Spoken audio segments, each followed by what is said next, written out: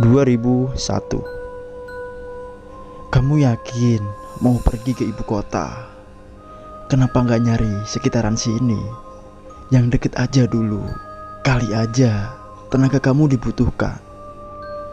Sri terdiam, butuh waktu untuk mencerna kalimat bapak.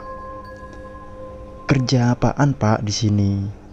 Saya aja hanya lulusan SD, kata Sri sembari menghela nafas. Kalau kamu berangkat, nasib bapak gimana? Siapa ya nanti yang merawat bapak nak? Iya pak, Sri paham.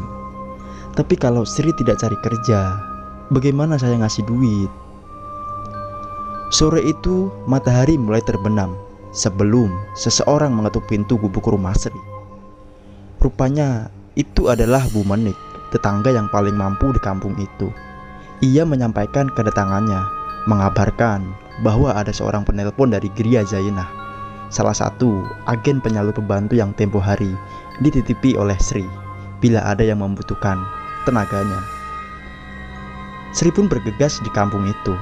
Memang hanya Bu Menik yang punya pesawat telepon.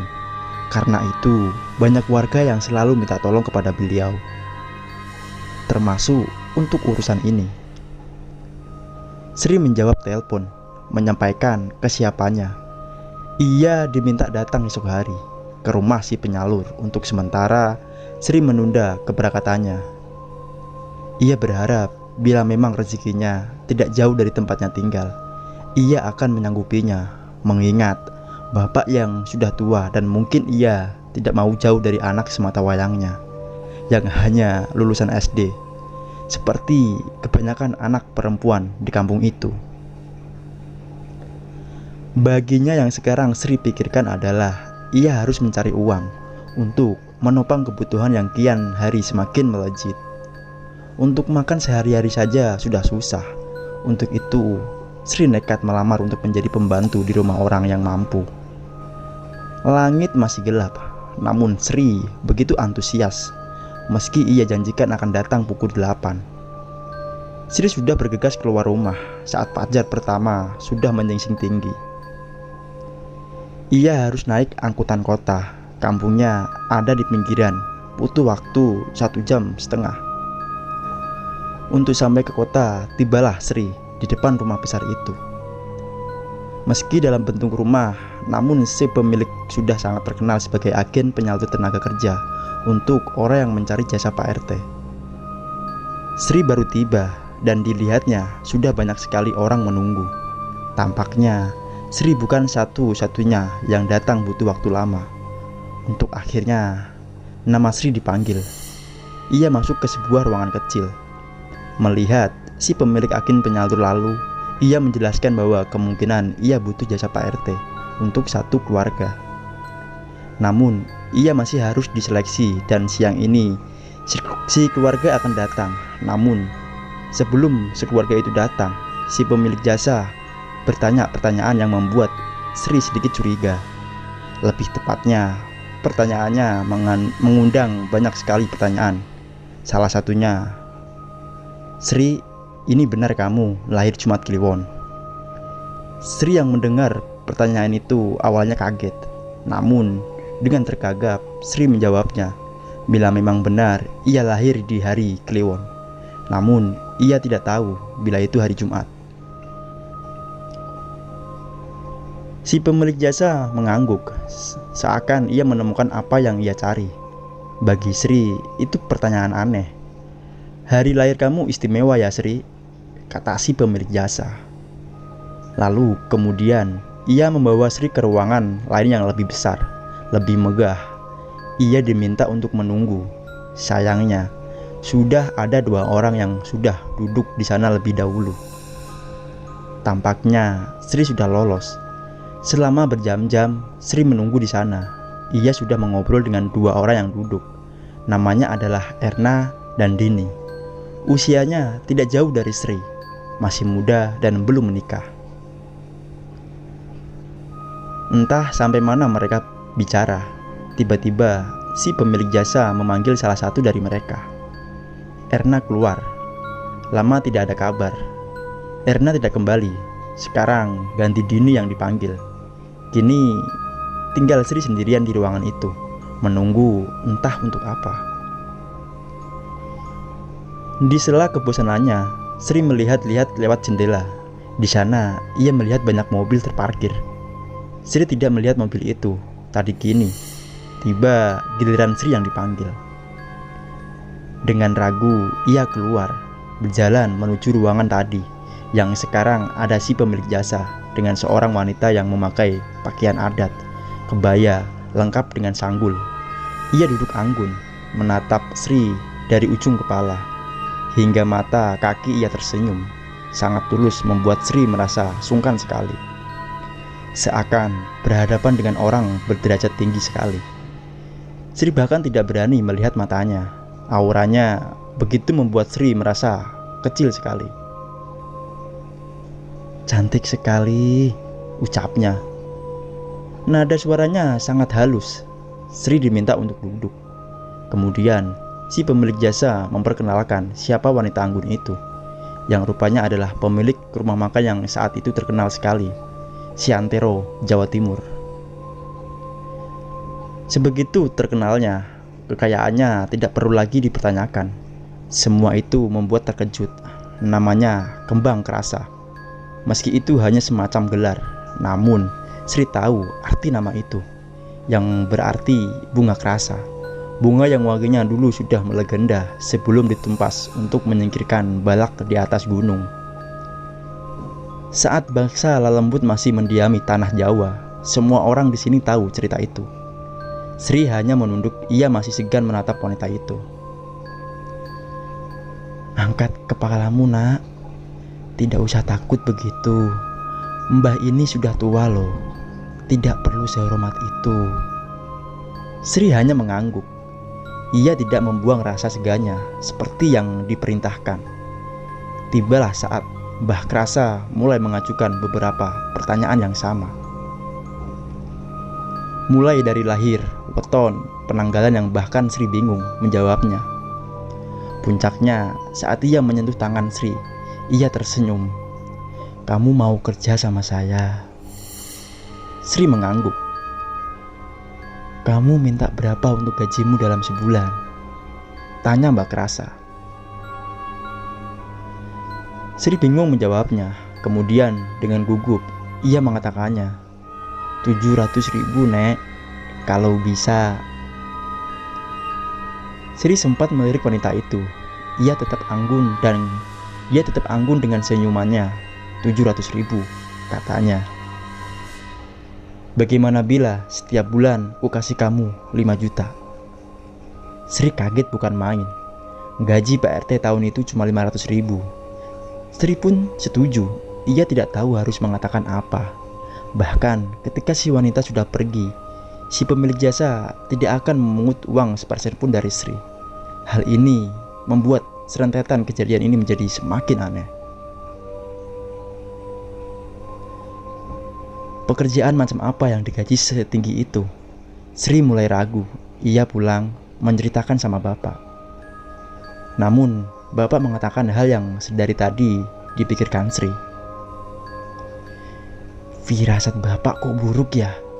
Apa nggak usah aja cari yang lain?" Namun Sri meyakinkan bahwa ia harus kerja kapan lagi ia mendapat pekerjaan dengan gaji setinggi itu. Dalam hati kecil, Sri ingin melihat terlebih dahulu pekerjaan apa yang diberikan kepadanya. Keesokan harinya, ia pergi ke rumah Mbah Kerasa. Di sana, ia melihat Erna dan Dini. Mereka sama-sama terkejut, satu sama lain seperti sebelumnya. Mereka dipanggil satu persatu, hingga tiba giliran Sri. Kali ini, ia melihat semua anggota keluarga Mbah Kerasa. Ada 7 orang, yang kesemuanya duduk memandang Sri, sama seperti sebelumnya. Mereka seperti mengamati Sri dari ujung kepala hingga mata kaki. "Begini Mbak, saya mau tanya dulu. Anda setuju bekerja di sini? Karena ada larangan keras bila Anda sudah menerimanya. Larangannya tidak akan bisa cabut," kata seorang wanita yang lebih muda, umurnya berkisar sekitar 30-an. Larangan seperti apa ya? Sri bisa melihat gelagat aneh karena mereka saling memandang satu sama lain. Seakan pertanyaan Sri tidak perlu mereka jawab. Mbah Krasa berdiri dari tempatnya. Ia lalu berbisik pada Sri, "Hidupmu akan terjamin bila kamu mau. Tapi saya tidak mau memaksa kalau kamu tidak mau." Tidak ada jawaban dari pertanyaan Sri. Namun Sri memberi jawaban pada saat itu juga. Iya, saya mau." Sri pun melangkah pergi. Ia menemui Dini dan Erna. Rupanya mereka semua diterima bekerja di sini. Di sini adalah pertanyaan yang akan membuat mereka kebingungan, terutama saat malam mereka tiba. Malam itu, ketika mereka semua sudah datang di rumah ini, tampak Mbah Krasa sudah menunggu bersama anggota keluarga lain. Di sini ia menjelaskan bahwa mereka bertiga akan ditugaskan di sebuah rumah lain, sebuah rumah yang sangat jauh sekali. Rumah di dalam sebuah hutan. Sri dan yang lain bingung. Tidak ada penjelasan ini sebelumnya. Namun mereka sudah berjanji mau menerima pekerjaan ini. Rumah macam apa yang dimaksud pun Sri tidak mengerti. Ada sebuah mobil yang sudah siap mengantar mereka. Di sana, sopir mereka akan menjelaskan pekerjaannya. Mobil sudah bergerak. Sri, Erna, dan Dini masih terlihat kaget.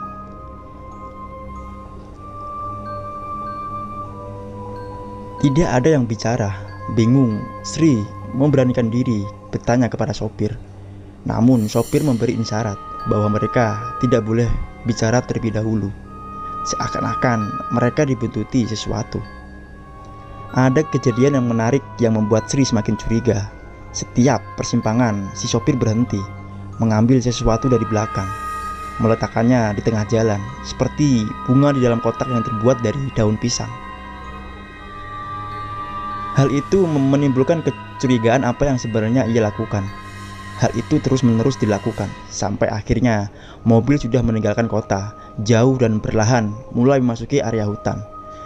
Jam menunjukkan pukul 12 malam, saat kegelapan hutan mulai menyelimuti mereka. Tidak terbayangkan bahwa mereka akan tinggal di dalam hutan segilap ini. Kanan pepohonan dengan semak belukar. Mobil terus berjalan sampai tiba di sebuah jalan setapak. Berlahan, mobil melesak masuk di atas jalan setapak yang ditumbuhi rumputan liar. Mobil terus menerabas memaksa masuk.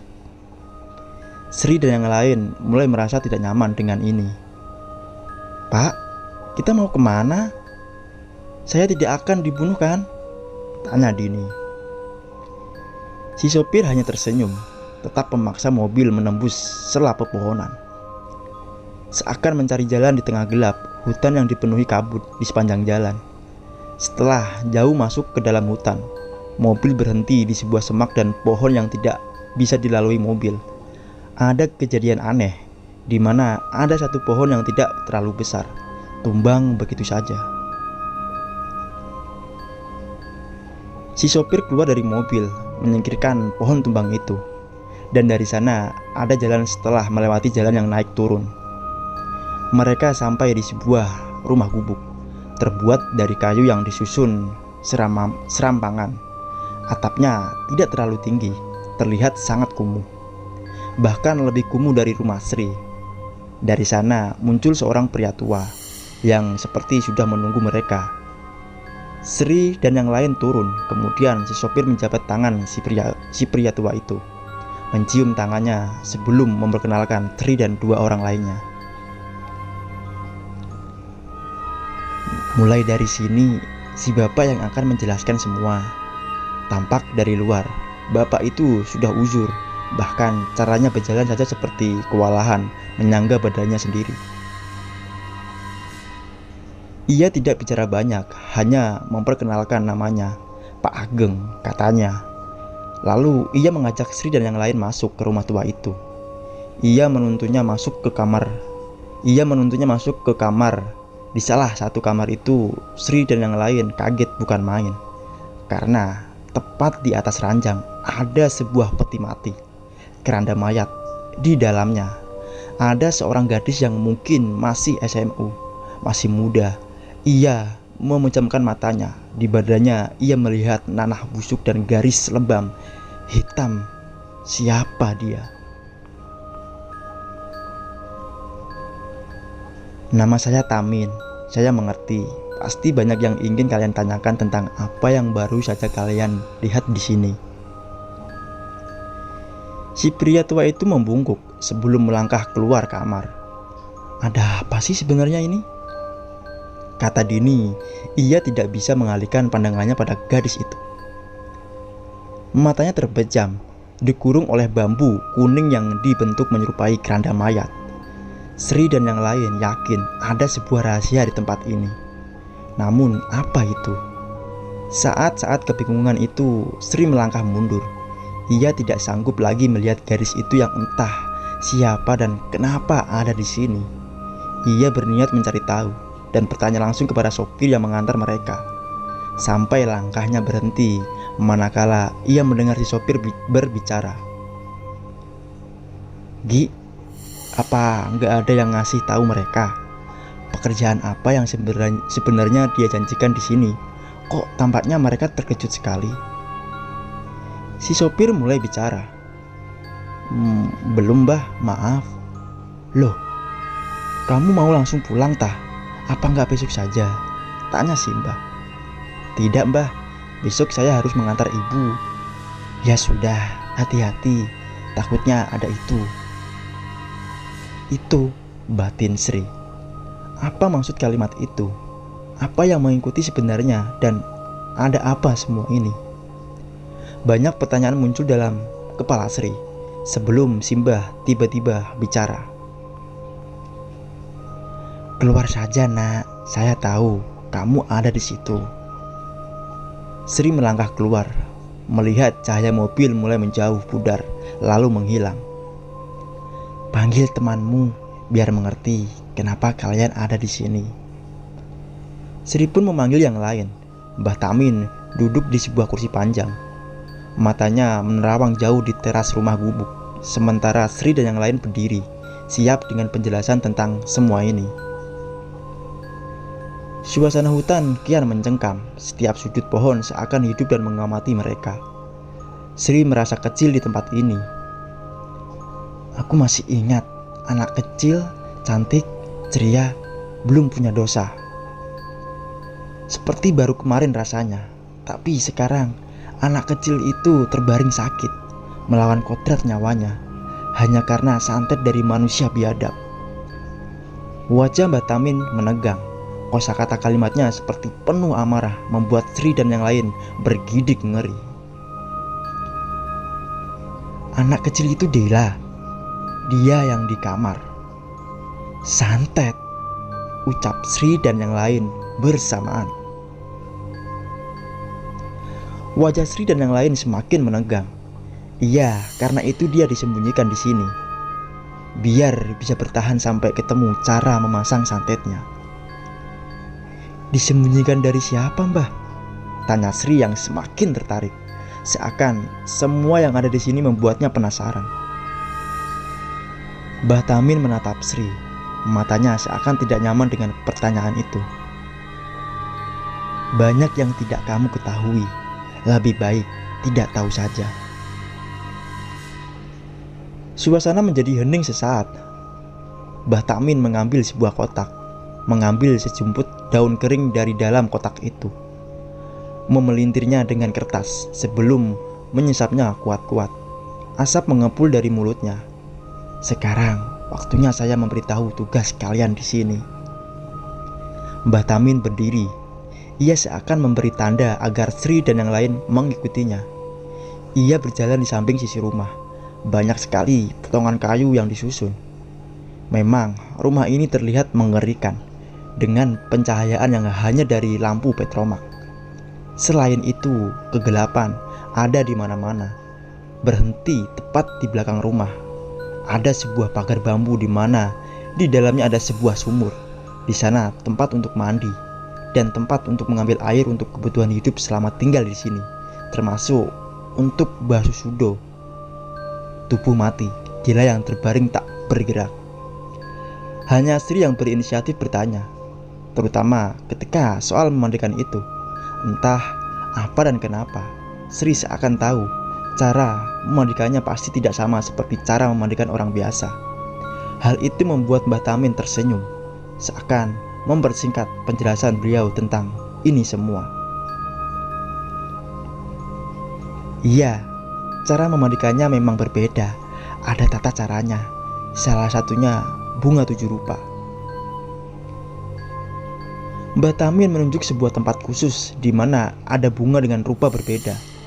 Diletakkan di atas tempeh dengan cekatan. Mbah Tamin mengisi baskom dengan air, mencampurinya dengan bebungaan itu, membawanya ke kamar tempat Dela tertidur. Lalu ia melihat Sri memanggilnya. Dini dan Erna hanya mengamati saja. Ia diminta mengikat tangan dan kaki Dela. Sri menuruti apa kata Mbah Tamin, walau sebenarnya ia bingung kenapa Dela harus diikat.